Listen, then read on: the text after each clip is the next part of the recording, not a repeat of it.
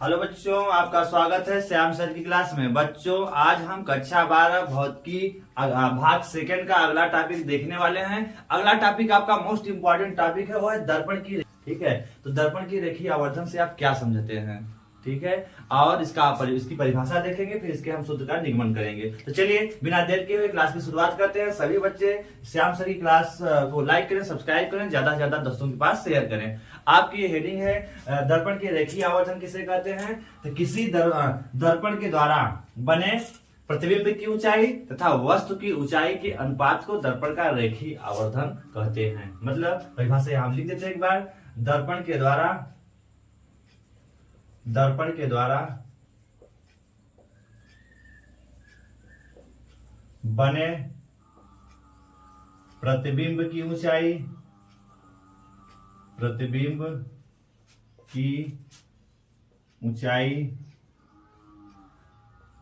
तथा वस्तु के दर्पण के द्वारा बने प्रतिबिंब की ऊंचाई तथा वस्तु की ऊंचाई का अनुपात वस्तु के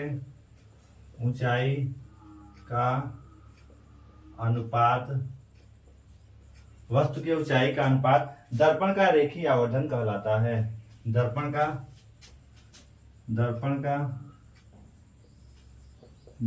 का रेखीय आवर्धन कहलाता है। रेखीय आवर्धन कहलाता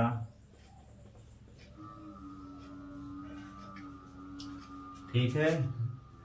इसका रेखीय आवर्धन का फार्मूला क्या हो जाएगा? तो रेखीय आवर्धन बराबर प्रतिबिंब की ऊंचाई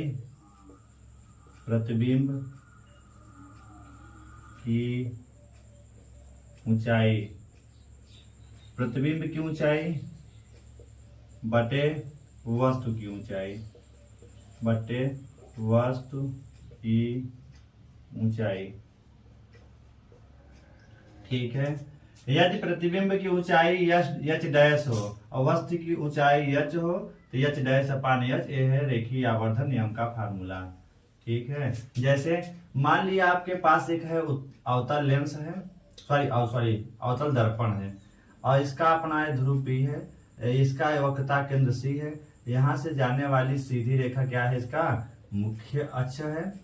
अब अगर मान लिया यहाँ एक तो वस्तु रखी है, AB रखी है, जिसकी ऊंचाई h है, तो यहाँ से चलने वाली प्रकाश की किरण यहाँ से दर्पण से परावर्तन के पश्चात कहाँ से जाती है? द्वितीय फोकस से जाती है। एक दूसरी प्रकाश की किरण यहाँ लेते हैं, हम आपको दिखा देते हैं। वो मान लिया P से जाती है तो फिर पुनः P से वापस आएगी। ये है आपकी, तो यहाँ जहाँ पे दोनों किरणें मिलती हैं, यहाँ पे इस वस्तु का क्या बन जाता है? प्रतिबिंब बन जाता है। तो अगर वस्तु की ऊंचाई h है और प्रतिबिंब की ऊंचाई h डैश है, तो h डैश अपान h बराबर क्या है? दर्पण का रेखीय आवर्धन। मतलब प्रतिबिंब की ऊंचाई तथा वस्तु की ऊंचाई का अनुपात दर्पण की रेखीय आवर्धन कहलाता है। कहने का मतलब दर्पण की रेखीय आवर्धन से हमें ज्ञात होता है कि प्रतिबिंब की ऊंचाई और बिंब की ऊंचाई में कितना, मतलब उनकी तुलना की जाती है। इसके द्वारा हम तुलना करते हैं कि किसका रेशियो बड़ा, मतलब दर्पण के द्वारा बने प्रतिबिंब का आकार बड़ा है कि वस्तु का आकार बड़ा है। इनके हम तुलना करते हैं रेखीय आवर्धन के द्वारा। रेखीय आवर्धन का मुख्य तात्पर्य है प्रतिबिंब और वस्तु की ऊंचाइयों में तुलना करना, मतलब किसकी ऊंचाई में ज्यादा परिवर्तन है। तो हम तुलनात्मक अध्ययन, जब हमें कभी भी प्रतिबिंब की ऊंचाई या वस्तु की ऊंचाई में तुलनात्मक अध्ययन करना होता है, तो हम किसका अध्ययन करते हैं? दर्पण के रेखीय आवर्धन का। फार्मूला एकदम सीधा सा है, परिभाषा सीधी सी है। दर्पण के द्वारा बने प्रतिबिंब की ऊंचाई तथा वस्तु की ऊंचाई का अनुपात दर्पण का रेखीय आवर्धन कहलाता है। इसका फार्मूला है रेखीय आवर्धन बराबर प्रतिबिंब की ऊंचाई बटे वस्तु की ऊंचाई, m बराबर h डैश अपान h होता है। इसका यह फार्मूला है। तो चले हम इसका निगमन भी करेंगे। रेखीय आवर्धन के लिए सूत्र का निगमन यह किसके और बराबर होता है, उसको हम लोग देख लेते हैं। तो चले इसको पहले आप उतार लीजिए, फिर हम इसका डेरिवेशन आगे कर लेते हैं। ठीक है, तो उतारिए, फिर हम आगे कंटिन्यू करते हैं।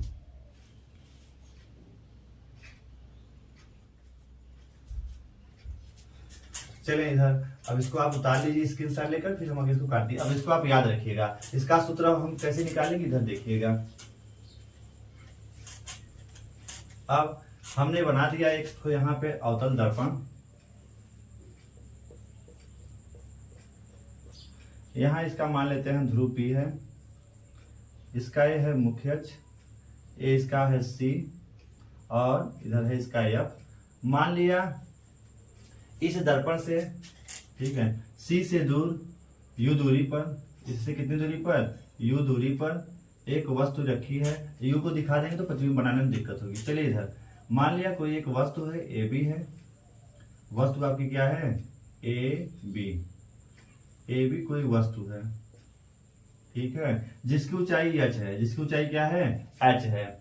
अब यहां से चलने वाली एक प्रकाश किरण जो मुख्य अक्ष के समांतर जा रही है, परावर्तन के पश्चात कहां से जाएगी, मुख्य फोकस से जाती है। कहां से जाएगी, मुख्य फोकस F से जाती है। एक दूसरी प्रकाश की किरण है जो माना दर्पण के ध्रुव पर आपतित होती है, वहां से परावर्तन के पश्चात तो क्या होती है, पुनः क्या होती है, उतने ही कोण पे वापस लौट जाती है। जहां पे दोनों किरणें मिलती हैं वहीं इस वस्तु का क्या बनता है, वास्तविक और उल्टा प्रतिबिंब बन जाता है। ठीक है, तो इसमें आप फिगर में भी चाहे तो आप व्याख्या कर लेना। वैसे ही सेम फिगर है, माना एक दर्पण यम नामकरण कर लेता है, यम डैश एक दर्पण है, ठीक है।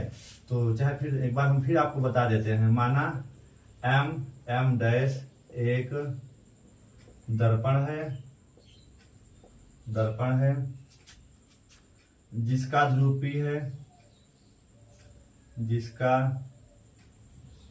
ध्रुव P वक्रता केंद्र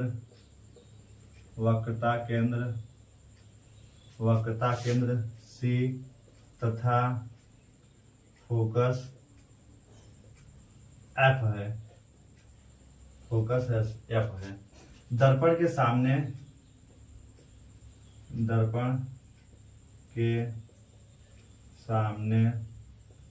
एक वस्तु AB रखी है जिसकी ऊंचाई h है, ठीक है, जिसकी ऊंचाई क्या है, h है।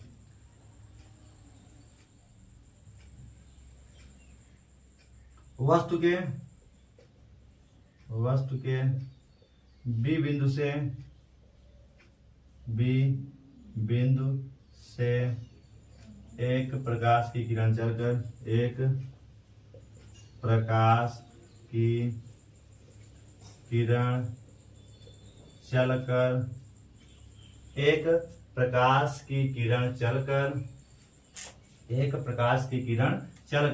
क्या होती है, B से मान लिया ये कहाँ है, B और ये C हो गया, तो B के बाद इसको हम नामकरण कर देते हैं P पॉइंट पर। ये P है तो आपका मान लिया M पर, या फिर N मान लेते हैं, B से N पर जाती है। कहाँ मिलती है, B और N। तो चलकर प्रकाश किरण चलकर N बिंदु पर,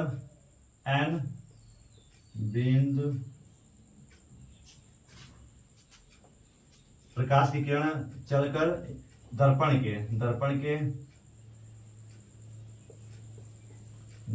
के N बिंदु से परावर्तित हो जाती है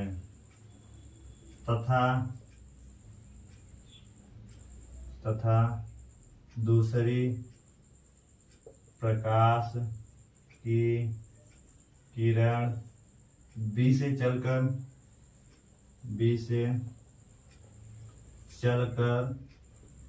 P से परावर्तित, P मतलब दर्पण के ध्रुव से परावर्तित होती है।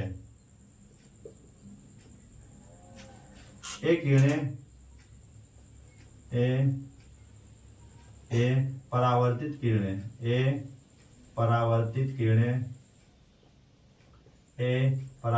किरणें जहां पर मिलती हैं वहीं वस्तु का प्रतिबिंब प्रतिबिंब ए डैश बी डैश बन जाता है जिसकी ऊंचाई क्या है, एच डैश है, जिसकी ऊंचाई क्या है, एच डैश है। ठीक है, इतना आपको लिखना पड़ेगा, तो इतना आप लिख लीजिएगा। इसके पहले हमने दर्पण समीकरण में नहीं लिखा है, उसको आप अपने से लिखिए। चलें, इसको आप स्क्रीनशॉट लेकर लिखते रहिए, फिर हम आगे कंटिन्यू करते हैं।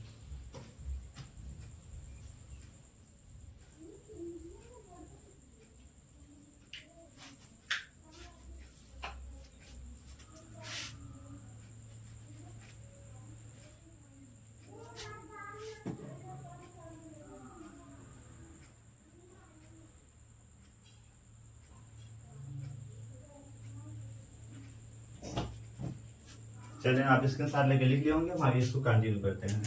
अब हम बस डेरिवेशन बचा है, बस कुछ नहीं करना है ज्यादा। चलते हैं डेरिवेशन इसका करते हैं। तो इसका आप इसके साथ लेके लिखिए। वैसे भाषा इसी को चाहे तो आप दर्पण समीकरण में आप यूज कर सकते हैं। चलें, अब आपका ये है ए बी वस्तु है, इसकी ऊंचाई क्या माना है आपने, एच डैश है। चलें, तो यहाँ पे देखिए आपका जो एक त्रिभुज है, देखिए यह जो त्रिभुज है इसका देखिए यह कोण समकोण है, यह भी क्या है, समकोण है, और यह है कोण आई है, और यह क्या है, कोण आर है। तो परावर्तन के नियम के आधार पे कोण आर किसके बराबर होता है, कोण आई के बराबर होता है। तो देखिए दो त्रिभुज हैं, एक ये देखिए इधर वाला बड़ा वाला है आपका है त्रिभुज बी ए पी, देखिए बी ए और पी मतलब ये बड़ा वाला, तथा एक छोटा वाला देखिए बी डैश ए डैश और पी, देखिए बी ए पी मतलब ये पूरा बड़ा वाला है यहां से लेकर यहां तक, दूसरा बी डैश ए डैश और पी ये छोटा वाला। इन दोनों में देखिए तो यह कोण क्या है, 90 अंश है, और यह कोण आई है और यह कोण आर है, लेकिन परावर्तन के नियम से कोण आई कोण आर के बराबर होगा। तो आप लिख सकते हैं कि त्रिभुज ये और ये क्या है, समरूप है। क्या है, समरूप है। समरूप क्यों है पता चला, क्योंकि इनके दो कोण बराबर हैं, एक ये 90 अंश है और एक कोण आई कोण आर के क्या है, बराबर है। तो चाहे इस बात को भी आप लिख सकते हो ना, यही शुरू कर सकते हो। तो आप समरूप त्रिभुज के हिसाब से आप क्या कर सकते हो, ए dash B dash, A dash B dash का अनुपात ए बी के अनुपात, ए डैश बी डैश तथा ए बी का अनुपात, ए डैश बी डैश तथा ए बी का अनुपात किसके बराबर होगा, ए डैश पी अपान किसके बराबर होगा, ए पी के बराबर होगा। देखिए ए डैश बी डैश का ए डैश बी डैश तथा ए बी का अनुपात, ए डैश बी डैश तथा ए पी का अनुपात ए डैश पी तथा ए पी के अनुपात के बराबर होगा समरूप त्रिभुज के आधार पर। अब आप सारे मान नोट कर लीजिए। देखिए माना वस्तु की जो दूरी है इस लेंस से, सॉरी दर्पण से u है, और प्रतिबिंब की दूरी क्या है, v है। प्रतिबिंब की दूरी क्या है, v है। तो ये सभी मान आपके क्या होंगे, तो यहाँ पर नोट करते हैं। a डैश b डैश क्या है, प्रतिबिंब, तो प्रतिबिंब उल्टा है तो उल्टे के लिए हमेशा क्या लिया जाता है, माइनस लिया जाएगा। और आपका क्या है, a और b, ए बी क्या है, वस्तु की ऊंचाई ऊपर है, सीधे के लिए हमेशा प्लस लेते हैं। ठीक है, और क्या है, a dash p, a dash p, a dash p किसकी दूरी है, प्रतिबिंब की दूरी, तो प्रतिबिंब की दूरी क्या है, माइनस रहेगी। और क्या है, ए पी, तो ए पी किसकी दूरी है, वस्तु की दूरी क्या रहेगा, माइनस रहेगा। ये सारे मान इसमें सेट करके आप निकाल लीजिए। तो ए डैश बी डैश क्या है, minus H dash, A dash B dash minus H dash upon A B क्या है, एच है, बराबर ए डैश पी क्या है, माइनस बी, और ए पी क्या है, माइनस यू है। तो माइनस माइनस से कैंसिल, आपका बच क्या गया, आप इसको लिख सकते हैं कि एच डैश अपान एच बराबर, यह जब माइनस कैंसिल होगा इस माइनस को उधर ले, देखिए इस माइनस को आपने हटा दिया, लेकिन इधर वाला माइनस उधर जाएगा तो ये हो जाएगा माइनस वी अपान क्या हो जाएगा, यू। ये किसका माना गया, एच डैश अपान एच। चूंकि आवर्धन का फार्मूला आपने पढ़ रखा है, ठीक है, आवर्धन, रेखीय आवर्धन का फार्मूला क्या होता है, रेखीय आवर्धन m बराबर आपने क्या पढ़ा है, एच डैश अपान एच। तो एच डैश अपान एच जहां पे है उसको क्या लिख सकते हैं, माइनस वी अपान यू लिख सकते हैं। यही है रेखीय आवर्धन का फार्मूला। ये क्या है आपका, रेखीय आवर्धन का फार्मूला है। ठीक है, एच डैश अपान एच बराबर माइनस वी अपान यू। यह है दर्पण की रेखीय आवर्धन का सूत्र होता है। तो इसको आप नोट कर लेंगे। इस तरह से इसको आप लिख करके अपना पूरा इस टॉपिक को कवर करें। ठीक है बच्चों, आपका यह टॉपिक पूरा हुआ। आपका आज परावर्तन पूरा खत्म हुआ। अब अगले नेक्स्ट टॉपिक से नेक्स्ट वीडियो में आपको अपवर्तन मिलेगा। हम कोशिश करेंगे जितना ज्यादा एक वीडियो में पढ़ा दें आपको, तो आपका अपवर्तन पूरा जल्दी समाप्त हो जाए। इस तरह से परावर्तन की सारी हेडिंगें समाप्त कर दी गई जो इंपॉर्टेंट आपके इंटर के सिलेबस के व्यू से था। आप सभी टॉपिक को अच्छे से पढ़ करके तैयार करें और श्याम सर की क्लास को कंटिन्यू देखते रहें और लाइक करें और सब्सक्राइब करें और ज्यादा से ज्यादा दोस्तों के पास शेयर करें।